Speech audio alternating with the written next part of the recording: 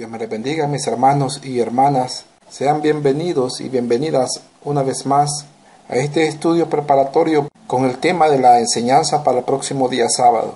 Ha sido de mucha alegría recibir de muchos de mis hermanos las palabras motivacionales y los deseos de bendición que hay en cada una de sus palabras para continuar con esta labor.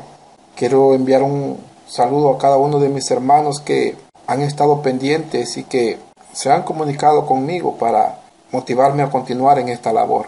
Así que vamos a iniciar, mis hermanos, el estudio para el próximo día sábado. Vamos a orar para que nuestro Señor nos dé esa bendición y el alimento espiritual a nuestra vida y para que nos prepare para que vayamos a compartir su bendita palabra. Vamos a orar. Buen Cristo Jesús, te damos gracias por tu amor y bondad sobre nuestras vidas. Porque, Señor, tu misericordia ha sido sobre nosotros y nos has permitido, Señor, que podamos acercarnos a ti y nos has tomado en cuenta, Señor, para trabajar en tu obra. Gracias, Señor, por esta oportunidad que nos concedes. Y en esta hora te pedimos, Señor, que nos dejes esa bendición que buscamos en tu palabra, que buscamos al meditar en ella, que bendiga nuestras vidas. Habla a cada uno de nuestros corazones. Te pedimos que declares la porción que nos disponemos a leer, que nos dejes esta palabra, Señor, para que podamos llevarla a las almas necesitadas. Nos disponemos a meditar en tu palabra, Señor. Te pedimos que sea tu Espíritu Santo dándonos el discernimiento en ella. Y así también, Señor, que prepare nuestros corazones y nuestras vidas para ser de bendición a muchos. Gracias, Señor. Amén y amén. Amén, mis hermanos.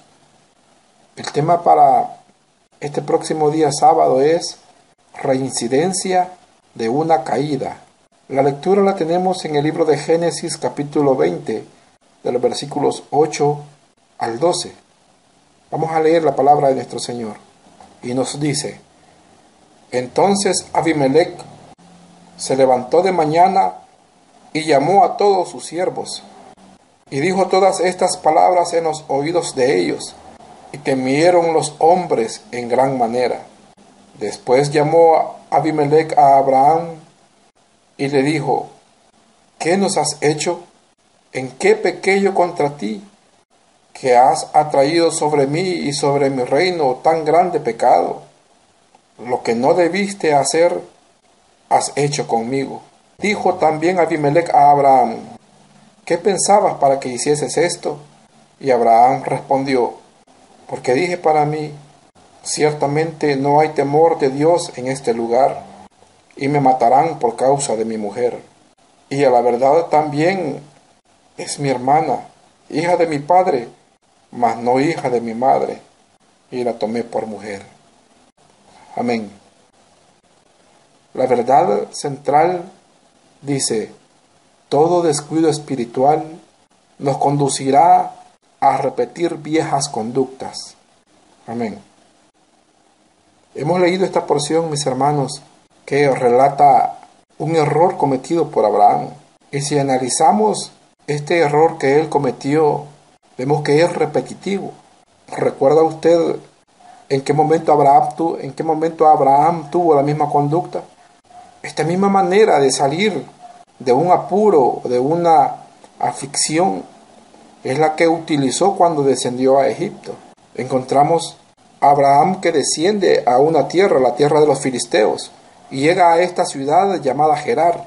Seguramente Abraham consideró aquella población y vio que Dios no estaba con esa gente. Pero al ver la condición de aquella ciudad, no pensó también que Dios siempre estaba con él. Y ante el temor que invadió su vida, retomaron aquella actitud de la cual habían echado mano cuando descendieron a Egipto. Cuando llegó a Gerar, el rey de allí, Abimelech, al saber que eran hermanos, porque era lo que ellos habían dado a conocer, manda a traer a Sara para unirla a su harén y hacerla una de sus esposas. Esa era una costumbre entre los reyes, que a cualquier mujer soltera consideraban que podían mandarla a traer para hacerla una de sus esposas. Lo que habían hecho Abraham y Sara era decir una media verdad, pero no la verdad que tenía más peso. porque el ocultamiento de que ellos eran un matrimonio estaba permitiendo que este rey, por desconocimiento, estuviera a punto de cometer pecado de adulterio y estaba poniendo en peligro la promesa de Dios. Pero todavía más allá, estaba poniendo en peligro el plan redentor de Dios para con este mundo. Abraham estaba sabedor de que había sido llamado por Dios para algo grande, para algo glorioso. Nuestro Señor le había dicho: y en ti serán benditas todas las familias de la tierra. Pero encontramos ahora que ante un temor, él sucumbe y echa mano de una costumbre pecaminosa que todavía la mantenía guardada en su corazón como un recurso que utilizaba ante estas situaciones para salir de los problemas en los cuales se veía. Esta acción le llevó a tener un momento vergonzoso y tener que ser confrontado por alguien que no tenía temor de Dios. Eso era vergonzoso. Pero veamos, mis hermanos, cómo se desarrollaron estos hechos y la situación que tuvo que pasar él a causa de la mentira que utilizó para salir de la situación en riesgo en la que se encontraba. El punto número 1 dice: una realidad distinta, una misma tentación. Para este punto número 1, la guía de estudio nos da como referencia los versículos número 1 del capítulo número 15 del libro de Génesis y el versículo número 12 del capítulo que hemos leído, que tenemos como lectura bíblica. El capítulo 15:1 nos dice: después de estas cosas vino la palabra de Jehová a Abraham en visión, diciendo: no temas, Abraham, yo soy tu escudo, y tu galardón será sobremanera grande. Esto le dice nuestro Dios, y lo encontramos en Génesis 15:1. Y aquí en el versículo número 12 del capítulo 20, dice: y a la verdad también es mi hermana, hija de mi padre, mas no hija de mi madre, y la tomé por mujer. Son los dos versículos de referencia para este punto número 1. Pero mis hermanos, Abraham descendió hasta el sur de la tierra, hasta el Negev, y llegó a la ciudad filistea, a Gerar. Al encontrarse ahí sintió temor en su corazón, al pensar que por causa de su esposa le podrían dar muerte para quitársela.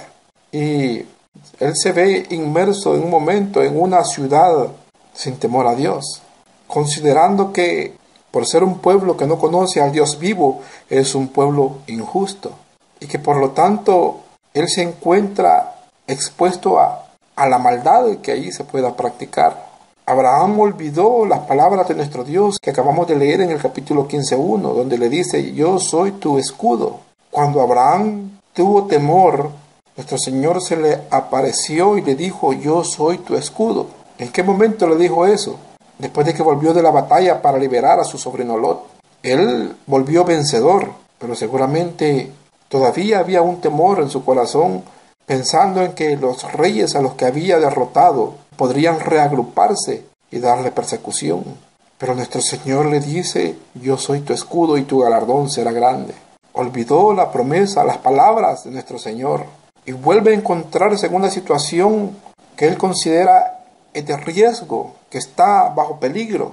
Es un momento muy diferente al de Egipto, pero era el mismo temor, los mismos temores los que le sobrevenían. Ante ese temor, ve la manera de cómo tomar acción precavida para poder burlar el peligro que sobre él consideraba que se cernía, y en esa ciudad se presentan como hermanos. Abraham había sido justificado por la fe, tenía una posición delante de Dios, pero vemos que la naturaleza humana permanece en él, sintiéndose agobiado, con temores ante el peligro, y siente una tentación de expresar una mentira, y vemos que sucumbe porque se presenta diciendo medias verdades. Era una conducta reincidente en la vida de Abraham. ¿Por qué encontramos al patriarca con estas conductas?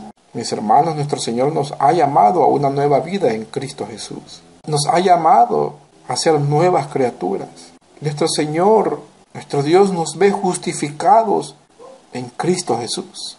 Por lo tanto, nuestro Señor pide en nosotros que renunciemos a las viejas costumbres y conductas con las cuales nos desenvolvíamos en este mundo cuando no conocíamos a Cristo Jesús. ¿Cuál era nuestra antigua manera de solucionar los problemas y salir de las aflicciones? ¿Cuáles eran las costumbres que teníamos antes de conocer a Cristo Jesús para salir de una situación donde encontrábamos angustiados? La palabra de nuestro Señor dice: un poco de levadura leuda toda la masa. Y en un momento de aflicción o de angustia, un corazón que esté descuidado espiritualmente puede llegar a retomar esas conductas que no ha desechado y que todavía las está guardando en su corazón. Hay hermanos que se atreven a amenazar y dicen: usted no sabe quién era yo cuando andaba en el mundo, como diciendo: yo soy capaz de retomar esas viejas mañas. Usted no sabe con quién se está metiendo. Es decir, no han abandonado, no han dejado atrás el viejo hombre. Y ante situaciones de estrés, ante situaciones de necesidad, ante situaciones de peligro, ante situaciones de tensiones, de presión, un corazón descuidado espiritualmente repite las conductas de su vida pasada. Pero vemos que este fue un error por parte de Abraham. Vemos que nuestro Señor permitió que esta situación bochornosa de Abraham quedara plasmada en las Sagradas Escrituras. No para que digamos: bueno, si Abraham mintió, pues yo también puedo mentir. Si él sucumbió ante la tentación, entonces yo también. Y él queda justificado. Sino que nuestro Señor permite que esto quede plasmado en las Sagradas Escrituras. Es para que nos sirva de ejemplo y que no tropecemos y que aprendamos a confiar en Dios. Encontramos en Abraham que la misma clase de mentira que había utilizado en Egipto la estaba utilizando hoy en Filistea, ahí en Gerar, poniendo en peligro el futuro de su descendencia, poniendo en peligro el plan redentor de Dios y perdiendo el buen testimonio, el buen nombre, porque salió a luz su mentira. El punto número 2 nos dice: ante la mentira del adulterio. Para este punto número 2, la guía de estudio nos pone como referencia el versículo número 3 de este capítulo número 20. Y nos dice: pero Dios vino a Abimelec en sueños de noche y le dijo: he aquí, muerto eres, a causa de la mujer que has tomado, la cual es casada con marido. Abimelec, el rey, había sido engañado por Abraham y Sara. Y él actuó de una manera inocente al mandar a traer a la esposa de Abraham. Y él actuó de una manera inocente al mandar a traer a Sara para hacerla una de sus esposas. Pero de algo estamos seguros, es que la palabra de nuestro Señor es fiel y verdadera, que sus promesas las cumple, que los planes que Él ha realizado los va a ejecutar. Aunque a la mirada nuestra pareciera que no hay posibilidad alguna, nuestro Señor hará. Abraham, ante el temor, decide mentir. Y yo me pregunto, ¿cómo pudo quedarse tranquilo de ver que se llevaban de sí a su esposa? Y sabiendo que ella era acreedora de una promesa del Dios viviente, que sobre ellos reposaba la promesa de Dios. Encontramos en Abraham a una persona que al llegar a esta ciudad, a Gerar, consideró cuán grande era el peligro, pero no reflexionó y no trajo a su memoria cuán grande y poderoso es el Dios que le había llamado. Y ese Dios poderoso es el que nos ha llamado a cada uno de nosotros, con un plan para cada una de nuestras vidas, con un propósito para cada una de nuestras vidas. Esa mentira de Abraham estaba llevando con un engaño al rey Abimelec a estar a punto de cometer de una manera inocente pecado de adulterio. Pero vemos que nuestro Señor, nuestro Dios, interviene porque Él va a ejecutar sus planes. Por eso es que vino a Abimelec en sueños de noche y le dijo: he aquí, muerto eres, a causa de la mujer que has tomado, la cual es casada con marido. Mis hermanos, ante nuestro Señor, cada vida, cuando tenga que dar cuenta delante de nuestro Dios, por los hechos en su vida. Nadie podrá alegar inocencia delante de nuestro Señor. Nadie podrá alegar desconocimiento delante de nuestro Dios. Nuestro Señor castiga la maldad, castiga el pecado. Algunos rechazan a Dios, rechazan su palabra, no quieren escuchar de ella. ¿Por qué? Porque no quieren conocer los dichos de Dios, la voluntad de Dios, creyendo que el no conocer la palabra y la voluntad de Dios los va a eximir de toda la responsabilidad que tienen sobre los hechos pecaminosos que cometen. Pero nuestro Señor siempre castiga el pecado. La palabra de nuestro Señor dice: la paga del pecado es muerte. Y aquí le está diciendo a Abimelech: muerto eres. Dice la palabra de nuestro Dios: horrenda cosa es caer en las manos del Dios vivo. Y es una palabra de Dios que le está diciendo: muerto eres, por un pecado que él estaba cometiendo por desconocimiento. Pero sin embargo, el castigo de ese pecado venía sobre él, porque el pecado siempre será castigado. Vemos que nuestro Señor está castigando aquí el adulterio. Está castigando este pecado. Aunque podría alegar a Abimelech: lo hice sin saber, o yo no sabía, yo no me di cuenta, fui engañado. Alegarán otros: bueno, yo no sabía que eso era pecado, no sabía que eso era malo, no sabía que eso era maldad. Los dichos, la voluntad de Dios ha sido revelada a este mundo. Por eso su palabra se está predicando, y nuestro Señor dice que su palabra tiene que llegar hasta lo último de la tierra, para que cada persona tenga la oportunidad de escapar de los juicios que vienen sobre este mundo en castigo por la maldad, por el pecado, por la desobediencia. Si queremos que nuestras actuaciones, que nuestras acciones estén dentro del marco de la voluntad de Dios, atendamos su llamado, acerquémonos a Él, escuchemos la voz de Dios que siempre está llamando al hombre.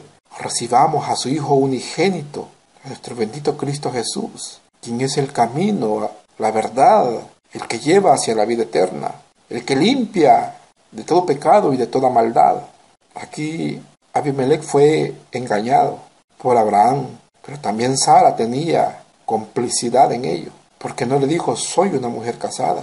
Hubiera considerado que cuando aquella mentira se le salió de las manos y la mandó a traer el rey Abimelech, hubieran expresado la verdad, porque Abraham era un hombre conocido por un hombre justo, adorador de un Dios diferente. Seguramente cuando ingresó a aquella tierra en Gerar fue visto con mucho respeto, pero entró con una mentira. Y una mentira en los labios de una persona dedicada a Dios, santificada para Dios, pero que echa mano de mentiras, causa más mal que la mentira que puede causar en la boca del injusto, del impío, y lleva a la persona, en este caso, hablando de nuestra realidad, al cristiano lo lleva a perder su buen nombre y su honor, y a dar mal testimonio de la vida cristiana que dice vivir. Abraham no cometió ningún otro pecado considerado grave. Él mintió para salir de una situación de apuro, de una situación de temor. ¿Cómo le llamaría o cómo le llama comúnmente a una persona a esta clase de mentiras que las utilizan para salvaguardar la situación? Una mentirita, ¿cómo le dicen? Pero vemos que esta mentira de Abraham había hecho que sobre la vida de Abimelech pesara una sentencia del Dios vivo, diciéndole: muerto eres. Mira las consecuencias de la mentira. Este rey estaba ante las consecuencias de esa mentira por causa de estar a punto de cometer el pecado de adulterio. El punto número 3 dice: nuevamente a aprender del fracaso. La guía de estudio no establece, mis hermanos y hermanas, no establece versículo de referencia para este punto número 3. Pero yo, cuando imparta esta enseñanza en mi célula, yo voy a usar el versículo número 9 como referencia, mis hermanos. Si usted quiere usar otro que haga referencia a este punto número 3, pues que todo sea para la gloria de nuestro Señor. Pues nuestro Señor a cada uno le dará la palabra que va a compartir. Yo uso este versículo número 9 que dice: después llamó Abimelech a Abraham y le dijo: ¿qué has hecho? ¿En qué pequé yo contra ti que has ha traído sobre mí y sobre mi reino tan grande pecado. Lo que no debiste hacer, has hecho conmigo. Y aún el versículo número 10 dice, dijo también Abimelech a Abraham, ¿qué pensabas para que hicieses esto? Mire cómo resultaron las cosas. El hombre de Dios, el justificado por la fe, el hombre que gozaba y era acreedor de una gran promesa de parte de Dios, está siendo reprendido por un hombre, y digámoslo de esta manera, impío. Al final Abimelech resultó ser un hombre que practicaba justicia. Él está reprochando también, diciéndole, ¿en qué pequé contra ti? ¿Qué nos has hecho? Has traído un grande pecado sobre nosotros. Era un rey que quería practicar justicia.